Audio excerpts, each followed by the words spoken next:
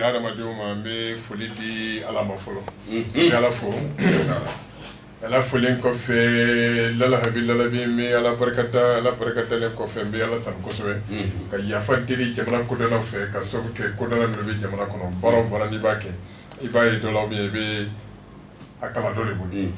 donc an karamɔgɔ minnu bɛ jamana kɔnɔ an bɛ foli di bɛɛ ma Ala kama Ala kira kama bɛɛ ka yafa ma Ala kama kira kama inchallah ka auditeurs olu ye kanubaw ye olu de b'an lamɛn an b'u fo an bɛ yafa deli u fɛ cɛkɔrɔba ni musokɔrɔba dalen bɛ a tɛ sunɔgɔ yɔrɔ sumalen don mais a tɛ taa fiyewu f'a ka lalabi lamɛn n'a ma lalabi lamɛn a tɛ sunɔgɔ donc n b'o yafa deli kɛ cɛkɔrɔba ni musokɔrɔba fɛ mais a ye dara k'a f'i ye dɔrɔn i bɛ a fɔ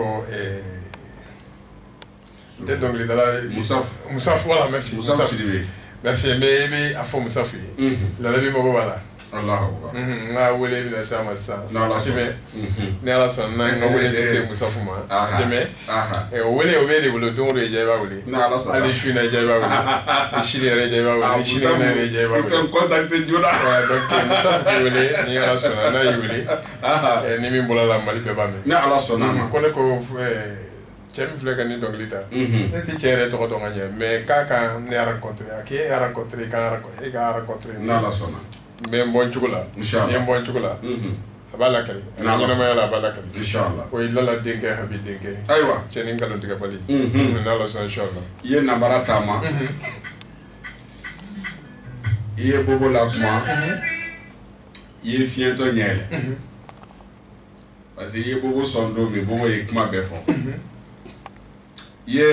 capitaine ni Yaya sɔn don min o don sen kɛra 4 ye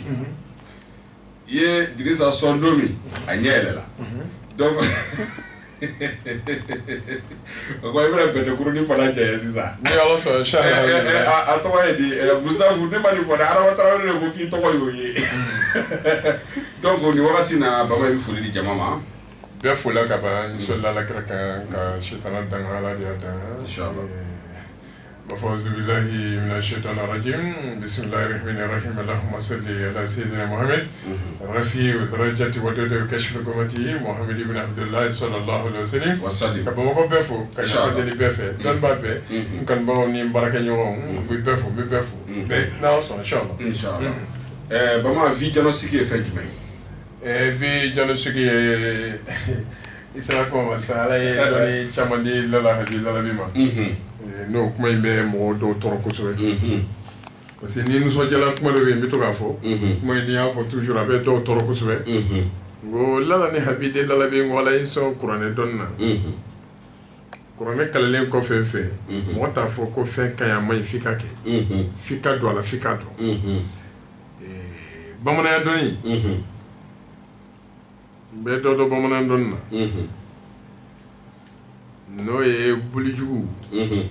ka daminɛ kɔndɔrɔn na fo ka na se kolokokɔrɔ ma fo ka se kufin ma ka na se kujɛ ma n bɛ dɔ dɔn a la turabu ka taa nin na ka na bila kulaban na a yelikɛ so a n'a ɲɔgɔn kunbɛ so a n'a sɔrɔ so a n'a datuguli so n bɛ dɔ dɔn a la o kɔfɛ yiri minnu bɛ kungo kɔnɔ n'u bɛ ŋɔni bɔ ni ŋɔni b'u la n bɛ dɔ dɔn a la yiri minnu bɛ kungo kɔnɔ ni sinji b'u la n bɛ dɔ dɔn a la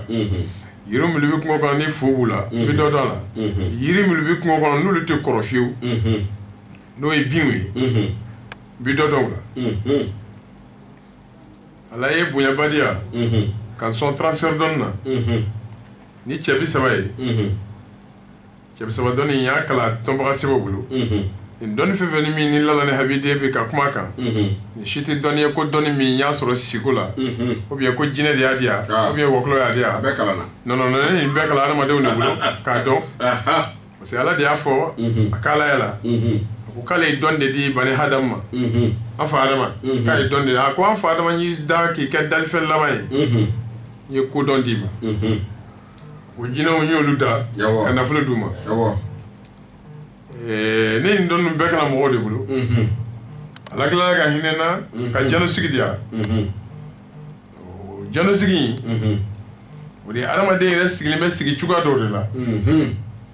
misali ni adamaden lajɛ sigiyɔrɔma 16 don o sigiyɔrɔma 16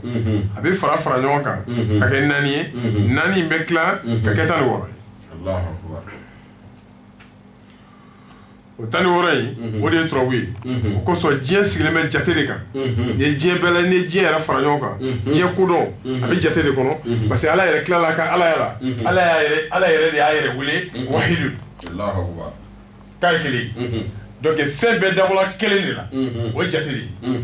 kelen kɔfɛ 2 bɛ na 2 kɔfɛ 3 bɛ na 3 kɔfɛ 4 bɛ na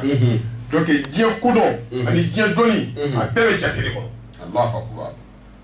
donc o jate in janusigi ye jate dɔ de ye min bɛ sigi adamaden yɛrɛ kan i bange waati ani i sacogo ko ko min bɛ k'a kɔnɔ janusigi kuma de kan donc ni janusigi kumana o kan i b'a sɔrɔ adamaden n'i bɛ yen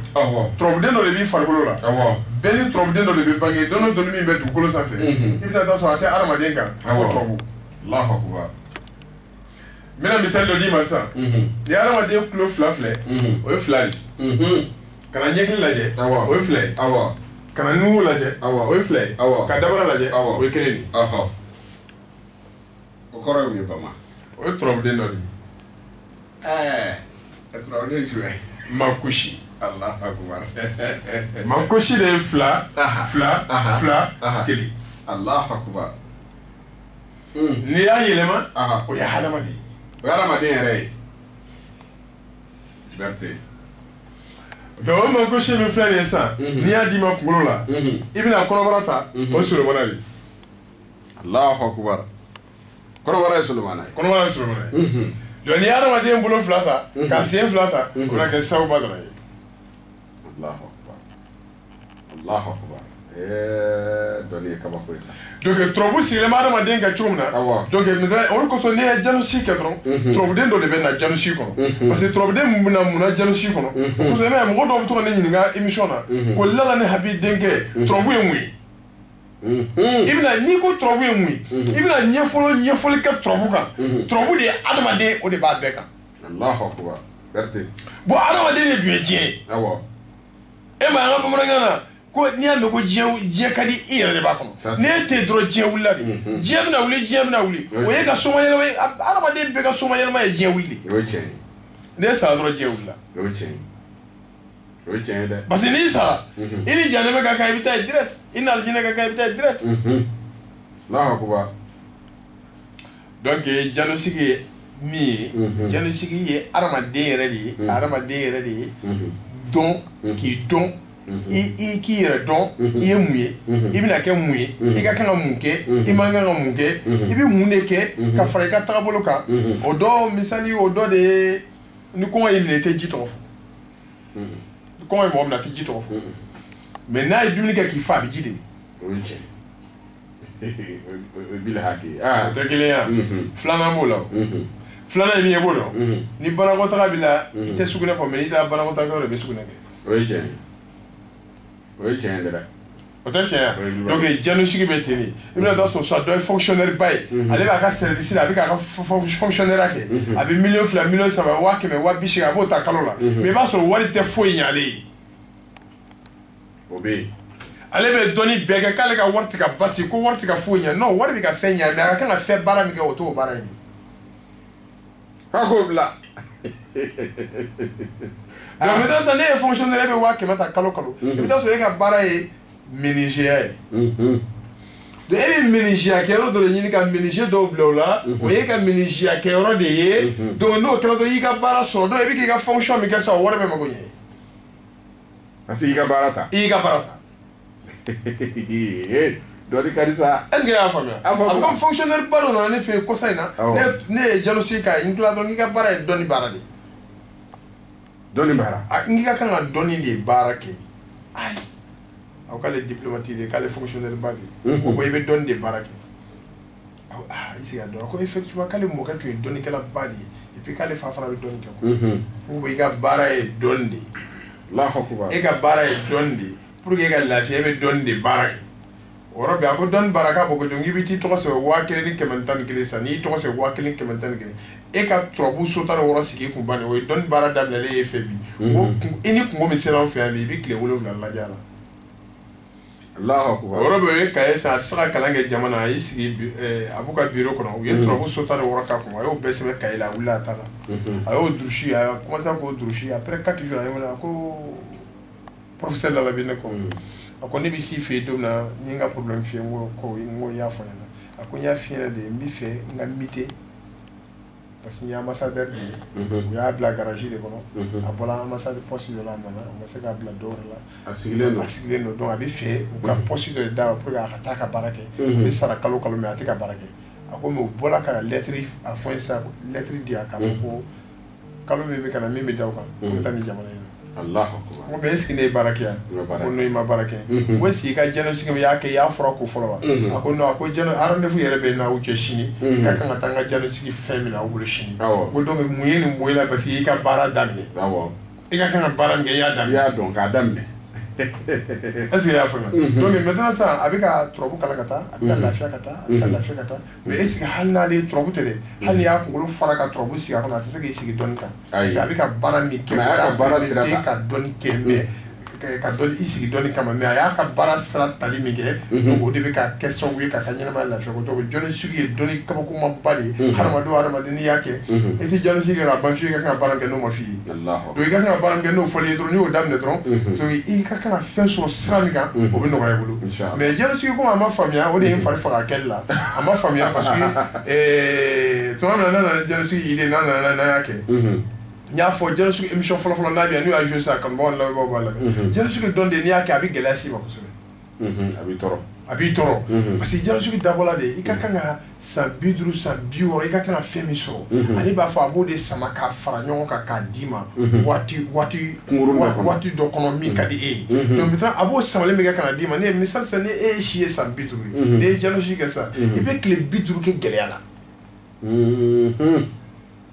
il sera que le bidru bi suko kengela kon donc maintenant ça ne ka jeno sigi chi le haket dafala tu es obligé fika segi kana jeno sigi kero kana activation ke Allahu akbar o activation jumé ça ni na dron bi bi to dron le fala bi trop de na dron no burju la do ba flag gauche on a flag gauche dron o bo ka dimani talo ke dron abana a fo ma ko activation mais ne ba kala ma jeno sigi ma ya ka jama ba flag bo mi activation ka va te ma kana Allahu akbar donc on est donné herbe c'est moma ça devient autre chose Allahu akbar on est fallait faire quel donc ni nga jalo ci donné kama kuma baye ala donné mi di la dingane habi dingane donné kama kuma bado dabola de adama dinka ki ro ko so maçon abu la bi ga jalo ci ke doji maçon mohamed ka ke maçon et jalo ci jien ko mo shi malla ma shita ke ne la ni ne rekle donc ndenta ke mo kala denta ke ndalimbila mama shi kala jalo ci donna ka sabati folo ni rete merci ambe Gawsu Kalilu Berté fo aka negadiru sira ye 77 01 16 77 01 16 walima 67 01 16 67 01 16 walima 74 86 25 25 74 86 25 25 walima 64 86 25 25 nous de aka negadiru sirawe donc ambi be fo ka be wala nyimando sidi ambita e fanfe ambina anyima ta ani woro mi nyini che shegi muso shegi ka ke turabu adadwe kana nuyo kana femiye lala na abide akuka janosi kebi ala kama ka duma ni ala sonama amo inshallah bismillah